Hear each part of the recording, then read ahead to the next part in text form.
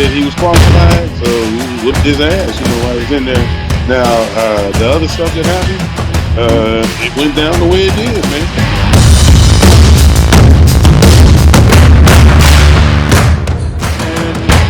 I would like to wish you all the Brits to go fuck yourself. All week people were complaining and moaning about the return of the Mac. Vince McMahon is back in charge. He's got control once again. And they were hijacking Smackdown ideas and fire Vince McMahon trending online, but nothing's going to change. Oh, whoever brought up the idea of hijack Smackdown, go outside and touch grass, please. Get some fresh air. Brawling Brutes versus Imperium. Felt like I've seen this match 1,000,001 times now. It's getting old, it's getting boring. Yeah, it's an okay match. They put on a decent match, but do we really need to see it again and again and again and again and again? Do we really need to see Sheamus versus Gunther one more time? We need to see something new for Gunther, something fresh for him to sink his teeth into, not his dead food that is Sheamus. Oh, but I did enjoy the story that was told throughout this show. There was an actual story threaded throughout the show, and it involved the MVP of the whole Bloodline storyline. Without doubt, Jey Uso's been the best thing about this storyline. No doubt. Not Roman, not Sammy, not Paul Heyman, not Kevin Owens, not Solo Sikoa. Jey Uso has been phenomenal from start to finish since day one. Give him his flowers, ladies and gentlemen. And I enjoyed this and him and have done the whole time. This episode, just another one to add to the brilliance. Heyman and Solo are backstage. Jimmy is not in town. Jay's told that he's got to solve the Sammy problem. And then as he walks away, Heyman turns to Solo and tells him, if Jay can't solve the problem, you will solve all the problems. Plural. Tonight, hinting at Solo that maybe Jay is one of the problems that needs to be solved tonight. I like that. I like that. Ricochet versus Ivar. Was what it was, I suppose. Two decent in-ring performers. Nothing fantastic, nothing special, was what it was. Ricochet got the win with a shooting star press. The story continues. Owens and Zayn are backstage.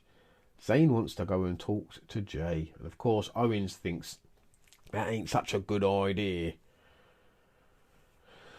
Next up, which was not such a good idea, was Raquel Rodriguez and Liv Morgan versus Natalya and Shotzi Blackheart. If you get the chance, if you're not watching it live, fast forward through that crap because it's just not worth your time. Toilet break match. Go have a drink. Go take a shit. Go have something to eat. I don't know. Whatever takes a couple of minutes because that's how long this match lasts. It's just not worth your time. You know who's winning because that's one of those teams are fighting for the title next week. Just pointless. Absolutely pointless. Pretty much like the whole women's division at the moment. Poor old LA Knight had a gripe backstage, and he's rightfully so. Why wasn't this geezer on WrestleMania? Instead, we get Pat McAfee and Snoop Dogg and Shane McMahon ripping a quad. But there's no space for LA Knight to be on the show in LA. It doesn't make sense, no? Idiots. Fucking idiots. Instead, he's backstage here with Xavier Woods and Madcap Moss playing WWE 2K23 like a bunch of 8-year-olds. And he throws one of the controllers on the floor. And they all get mad. Triple H is up next.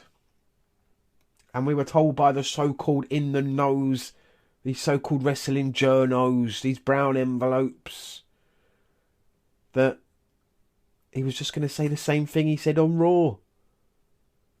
We were also told by the so-called in the knows, the journos, the people that know everything, that got all the sources, the only source they got is ketchup. Maybe a bit of mayo every now and again. That there was never going to be a draft. They're not thinking about doing a draft. What did Triple H say? There's going to be a draft. Do we need a draft? Does this show warrant a draft? Does this roster need a draft? No, of course not. Not wide enough, deep enough, talented enough to need to be split in half. Makes no sense whatsoever. You've got one world champion. What are you going to do? Create another world championship? That's just going to be a secondary world title. Straight off the bat.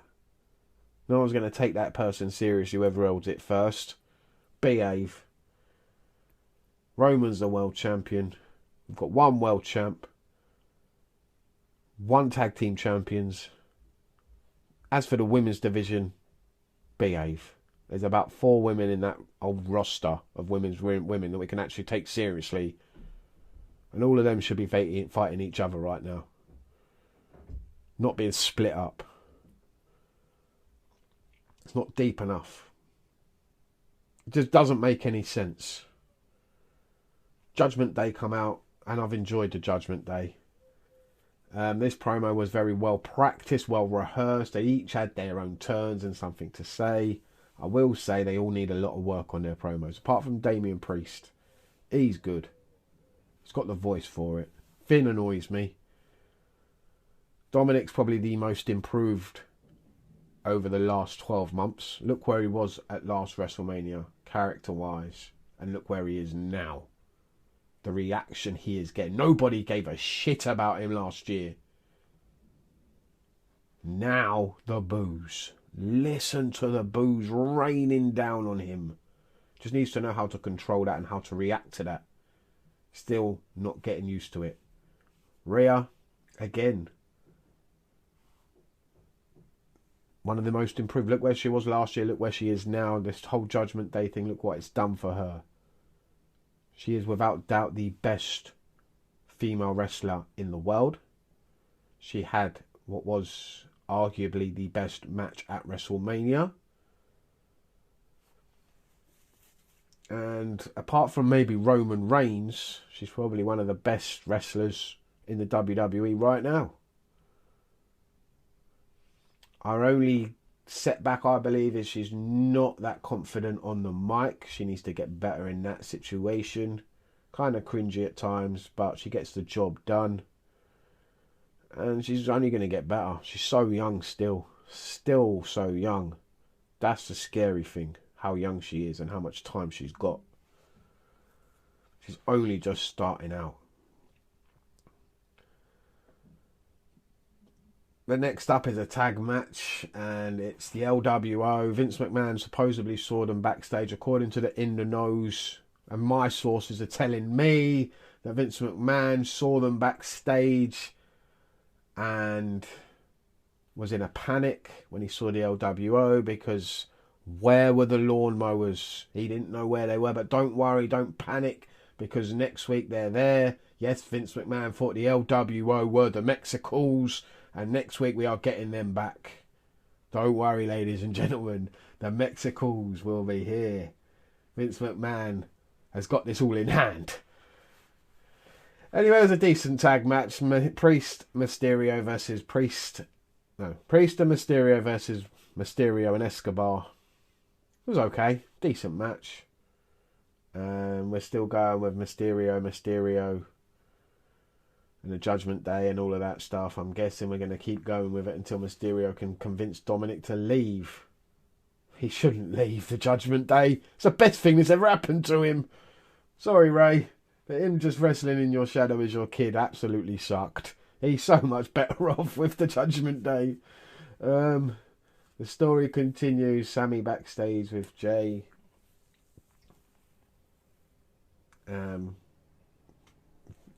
Jay and Sammy finally get to have a conversation, And you think Sammy's turning him round, he's winning him over. Then there's a crash bang and a wallet. What's going on? Sammy runs round the corner and there's Kevin Owens on the floor with a crate on top of him. Solo Sikoa's being carted off by security. And Jay just stands there watching. And then his music hits and it's time for the main event. Sami Zayn versus Jey Uso. A good match. Good way to end the show. Solo comes out. Costs Sammy the match. Jay wins. Solo enters the ring. Hammers on Sammy. Jay's standing in the corner watching. Solo goes for the spike. Jay stops it. You think Jay's turning. But oh no. After all of that, all that story, all that build up, getting us thinking once again, possibly Jay's going to turn. No. He wants to do it his way. Super kick to the head of Sammy. Beat down. Get a steel chair. They're going to take him out. And then music hits. Bro. It's Matt Riddle to save the day. A shining knight. Riding in on his scooter. No, he just ran to the ring, sorry. And saved the day. And it's just another person that has a problem with the bloodline. Back again. Makes sense, I suppose, that Riddle makes a save after he was one who was taken out just the same way as they were going to do here to Sammy. And it makes sense that he's teaming up with Zayn, Owens, and them man there to try and fight the bloodline. And it just builds towards what we eventually know we want to see is another War Games match, really, doesn't it? This whole thing. Like, we want to see Zayn, Owens, and two other guys, maybe Cody, maybe even Riddle, against the bloodline down the line. But it was a good way to end the show. Don't know what people were complaining about. I've seen worse Smackdowns. Anyway, let me know what you think down below. Did the return to Mac really affect this show?